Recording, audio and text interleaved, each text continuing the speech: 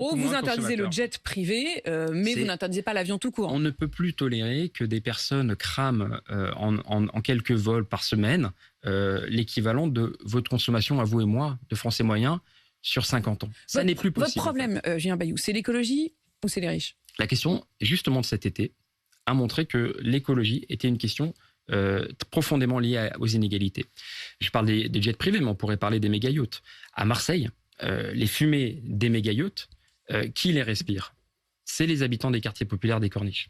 Il y a un lien profond, inextricable, entre écologie et inégalité. Et malheureusement, quand ce gouvernement n'agit pas, par exemple ne développe pas massivement la rénovation thermique, eh bien c'est les plus vulnérables qui en pâtissent. C'est les plus vulnérables, les seniors isolés, qui ont le plus souffert de la canicule dans des appartements mal isolés. Où est-ce qu'on va s'arrêter dans les inégalités? Alors évidemment, c'est flagrant entre quelqu'un qui prend un jet et le Français lambda. Mais est-ce que demain, vous n'allez pas interdire les piscines privées?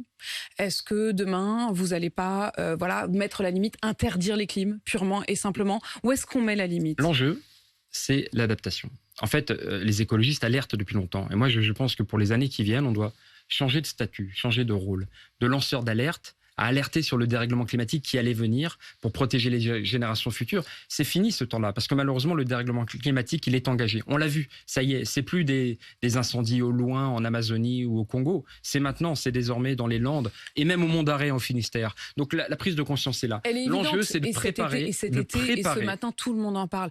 Mais je vous repose la question très clairement. Et maintenant, Apolline Maillard, il est temps d'agir. Alors, est-ce que agir, Julien Bayou, on va parler de politique, mais ne parlez pas de politique, je vous parle des Français. Il y a des Français qui ont réussi à mettre de l'argent de côté, à acheter une piscine. Est-ce que demain, là, c'est pas forcément des méga riches, est-ce que demain, vous dites, s'il y a trop de sécheresse, on ira, pourquoi pas, jusqu'à interdire des piscines privées? Mais vous comprenez que c'est l'absence d'action sur l'écologie qui fait qu'aujourd'hui, on ne peut plus utiliser l'eau.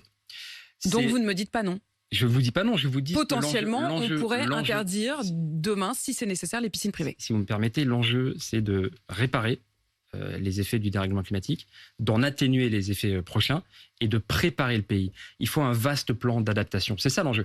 Le climat est devenu une question de sécurité nationale. On l'a vu avec la situation des pompiers, où en gros, pour éteindre des feux, on en est réduit à dépendre de la solidarité européenne. Et heureusement qu'il y avait des Autrichiens, des Polonais pour nous envoyer des pompiers pour éteindre ces feux. Et il y a eu une solidarité européenne importante. Enjeu de sécurité nationale. Et